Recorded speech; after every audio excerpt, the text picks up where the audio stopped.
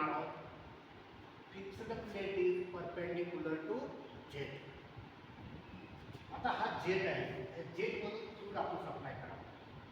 तर हे फ्लूइड जे आहे जेव्हा फिक्स्ड प्लेटवर नाही त्यावेळेस जेटवरून प्लेटवर काय फोर्स अप्लाय होईल ते आपल्याला काढायचं आहे. आलं का लक्षात? हा जेट आहे, तो वाहणारा फ्लूइड आहे आणि ही फिक्स्ड प्लेट आहे. बघा आपण इथे लिहिलेलं आहे force acting on the plate in the direction normal to plate can be determined by using impulse momentum equation. F is equal to ma माहिती आहे.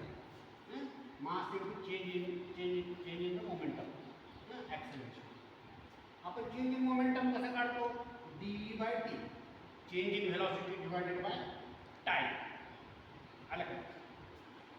आपण काय केलं मग m बाय टी जे आहे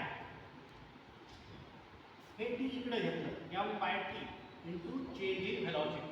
dv म्हणजे काय? Change in velocity. आता m बाय टी म्हणजे काय झालं? इथं मी सविस्तर घेतलं. m बाय टी म्हणजे मास फ्लो रेट, म्हणजे किती मास त्या टाइमला किती फ्लो मास आपलं वॉटर फ्लो झालं त्याला काय म्हणतो? Mass flow rate. आपण m डॉट इंडिकेट. आलं का लक्षात? m बाय टी कशाने इंडिकेट केला आपण? m dot. आता व्हॉल्यूमचा फॉर्म्युला तुम्हाला माहित आहे.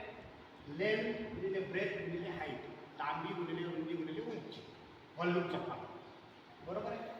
मग मी काय केलं? लांबी गुणिले रुंदी म्हणजे एरिया, त्याच्या नावाचं ए घेतलो मी. आता ही झाली हाईट. हाईट तुम्ही कशाने इंडिकेट करा? मी एल ने इंडिकेट केलं.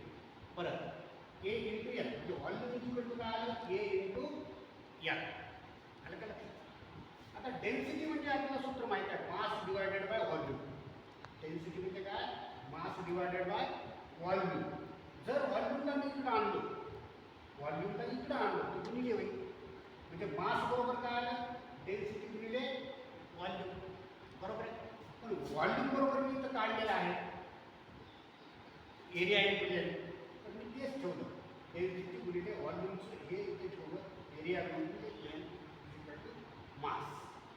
बरोबर आहे? आता इकडं पण मी टीनं भागलं, इकडं पण टीनं भागलं, दोन्हीकडे टीनं भागलं. बरोबर आहे? रो गुणिले ए गुणिले ए पुस्तकाचं भागिले टी, एम भागिले टी. आता एम भागिले टी म्हणजे काय? मास फ्लो रेट आपला इथे ठेवलं. आणि रो इंटू ए इंटू व्ही. कारण का एल बाय टी म्हणजे काय? Change in distance divided by time is velocity. बरोबर आहे?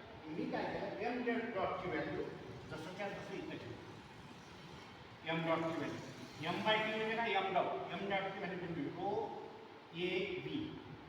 डेल्टा व्ही म्हणजे काय? V minus zero. हे व्ही मायनस झिरो का घेतलं मी? कारण का ही व्हेलॉसिटी व्ही वन आहे, पण ज्यावेळेस फिक्स्ड प्लेटवर आढळेल त्यावेळेस व्हेलॉसिटी तर काय? झिरो. आलं का लक्षात? कारण का डेल्टा व्ही इक्वल टू काय आपलं?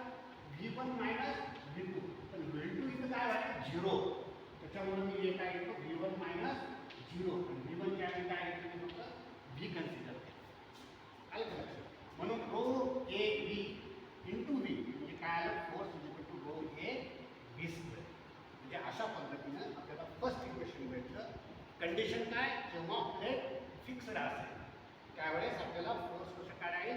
रो ए व्ही स्क्वेअर असा पद्धती. Okay, will stop. आपल्या चॅनलला सबस्क्राईब करायला विसरू नका आणि बेल आयकॉन दाबा आणि लाईक